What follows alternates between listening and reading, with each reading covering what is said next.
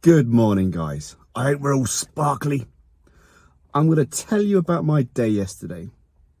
Yesterday was a good day. Two of my younger guys told me that their wives were heavily pregnant. And if they find the guy, no, I couldn't be more happy for them. And they're obviously super stoked. So congratulations, guys. HCG with TRT, testosterone replacement therapy, should be hormone replacement therapy. I then drove 3 hours to Little Aston to see Mark Gilley, who's the medical director for the Premier League, and he injected my knee. It's been a long time coming, 12 months of pain. So, some intensive rehab to come. Woohoo! Why did I travel 3 hours there and 3 hours back? Simply for a steroid injection. I wanted to see the best. I do not compromise. And that's something that we do at the Men's Health Clinic. We demand the best. If it's not the best, we strive to improve to make it the best. Super important. That's why we don't use Sustanon. The prop ester means that you have to inject it every day. The decanoate ester means it's an absolute pain in the arse to titrate if you have negative symptoms. We don't use prop because the reported half-life was from in vivo studies. It does not translate to actual human beings with physiology. SHBG being one of the primary proteins that influences stroke dictates bioavailability, it is not a good TRT option. Felix is going to do a deep dive into the esters in the next few days. But prop is the choice of ester for athletes. Why? Because when they get tested, the washout period is super quick, so it's to avoid detection.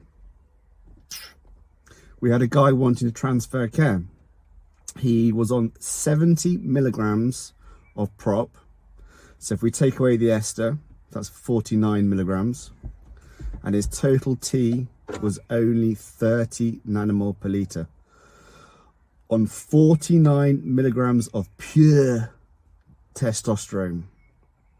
Now the average man creates between 6 and 10 milligrams per day. But I'm not average.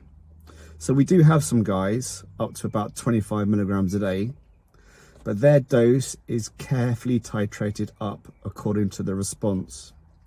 And you also have to remember that obviously HCG will provide natural intratesticular testosterone, so you are essentially normalizing physiology as close as damn it and topping up with testosterone. So it's a slightly different approach to the bozos. We want to do no harm. HRT, not TRT. So, what else? I don't like variables. Variables make my job difficult. So we want to have stable blood levels to achieve stable melandrin levels. Now, we've already spoken about testosterone, estrogen, and DHT being foundation hormones. DHT is primarily a paracrine hormone, so measuring blood serum levels is essentially a waste of time. Estrogen is paracrine, autocrine, and endocrine, and testosterone is predominantly endocrine. Its relationship with SHBG is super complex and super interesting because, as we know, DHT is more androgenic anabolic and it has a higher affinity for SHBG. So is that because we don't want free DHT floating around the body? And because we know the effects of paracrine, that makes sense. Then testosterone, and then estradiol. And as we know, all of those three hormones feed back to the hypothalamus to tell the brain that you have enough testosterone. So it's a wonderfully complex yet simple mechanism to ensure you produce a healthy level of testosterone. You should be able to react to external stimuli and internal changes that come about as a result of catabolic processes. So we already know that anabolic processes predominate at nighttime and catabolic processes predominate in the daytime. They are not mutually exclusive, independent. They have a symbiotic relationship. It is incredibly complex. Now let's take the anabolic hormones again. They are all anabolic hormones, but each hormone has a very slightly different effect on the target tissue. So the neuroendocrine system. Estrogen is neuroprotective. However, excess estrogen can cause anxiety and emotional states, only because the balance between estrogen, testosterone and DHT is incorrect. So we associate testosterone with drive and determination. We associate DHT with aggression. It is purported that DHT is neurotoxic. Again, kind of retarded, because if you have a well-balanced TRT protocol with a healthy ratio of testosterone to DHT to estradiol, why would DHT be neurotoxic? It seems counterintuitive that we should have a chemical within our body that is neurotoxic. It's neurotoxic when in excess. So obviously anabolic steroids are DHT derivatives, and that's where we know this from. We need to look after our neuroendocrine system. It is incredibly important, because we do talk about the importance of physiology over psychology. Psychology should be wonderful, but if you have a distorted physiology, your psychology is fighting that distortion. So we do like stability, because your foundation hormones are supposed to be relatively stable. Now we do know that there is diurnal variation, because anabolic processes predominate at nighttime. So you do have that spike of testosterone and cortisol in the day. To do what? To go hunt, to go gather. Your testosterone levels decrease through digestion and exertion. You're using your testosterone. Makes sense, doesn't it? Exertion uses that precious testosterone. And in the evening and nighttime, once you've completed your duties, your body is then signaled to repair from the day to prepare for tomorrow. So constants. We don't like too many variables, because if there's one thing I don't want you obsessing about, it's your TRT protocol.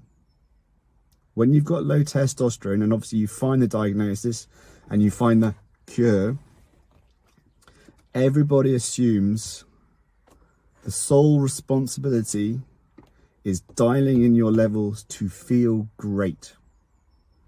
You first have to consider why you have low testosterone. What has that low testosterone done to your physiology? What is normalizing your melandrin levels going to allow you to do? It's going to allow you to put the effort in to achieve the reward that you could not achieve with low testosterone. So once you are dialed in, what do you need to do? What the hell is dialed in? Is it happy, healthy and horny? Let's hope so. I'm dialed in. 12.5 milligrams of TestSip, 100 IU of HCG. My levels are obviously cracking. I do not think about testosterone replacement therapy. That's a lie. I think about it all the time. But I don't think about my protocol because I've got to worry about all you boys, get you all sorted, and give you a sense of perspective that is lost.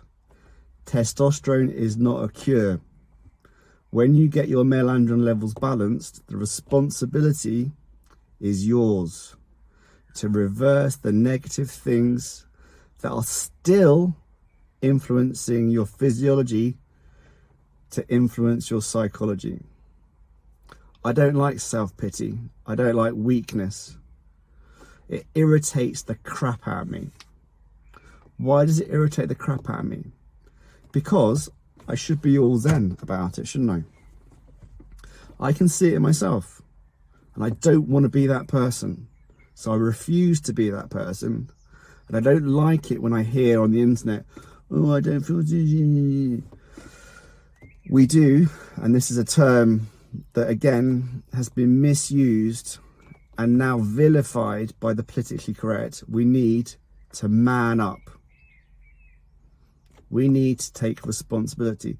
That doesn't mean you've got to buy a Land Rover, 2 German Shepherds, lift heavy ass weights. You've got to be the best person you can be. Self-pity, weakness, insecurity does not help anyone. And it especially doesn't help the person that's feeling self-pity.